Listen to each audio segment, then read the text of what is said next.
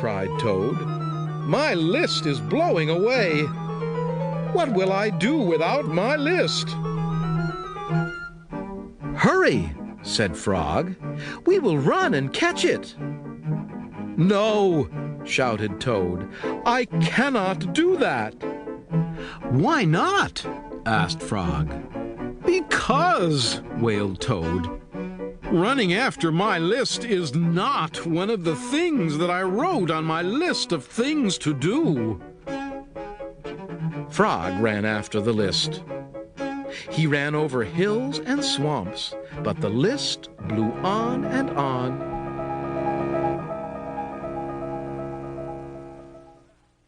At last Frog came back to Toad. "I am sorry," gasped Frog, "but I could not catch your list." "Blah," said Toad. "I cannot remember any of the things that were on my list of things to do.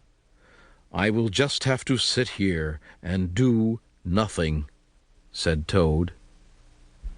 Toad sat and did nothing. Frog sat with him. After a long time, Frog said, "Toad, it is getting dark. We should be going to sleep now." "Go to sleep," shouted Toad. "That was the last thing on my list." Toad wrote on the ground with a stick, "Go to sleep." Then he crossed out, "Go to sleep." "There," said Toad. "Now my day is all crossed out." "I am glad," said Frog. Then Frog and Toad went right to sleep.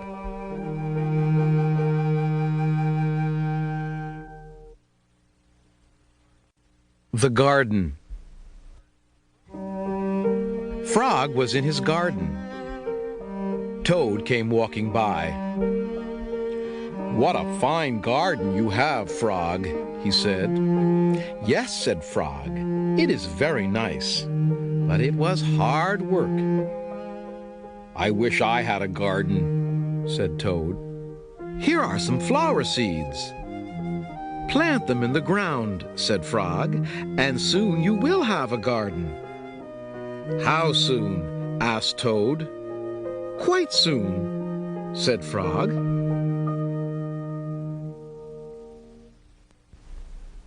Toad ran home. He planted the flower seeds. "Now, seeds," said Toad, "start growing." Toad walked up and down a few times. The seeds did not start to grow. Toad put his head close to the ground and said loudly, "Now, seeds, start growing." Toad looked at the ground again. The seeds did not start to grow. Toad put his head very close to the ground and shouted, "Now, seeds, start growing!" Frog came running up the path. "What is all this noise?" he asked. "My seeds will not grow," said Toad. "You are shouting too much," said Frog. "These poor seeds are afraid to grow." "My seeds are afraid to grow?" asked Toad. "Of course," said Frog. "Leave them alone for a few days. Let the sun shine on them. Let the rain fall on them. Soon your seeds will start to grow."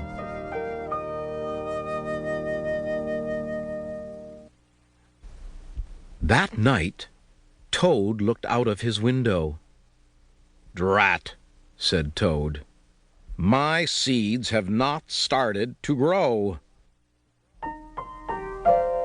They must be afraid of the dark."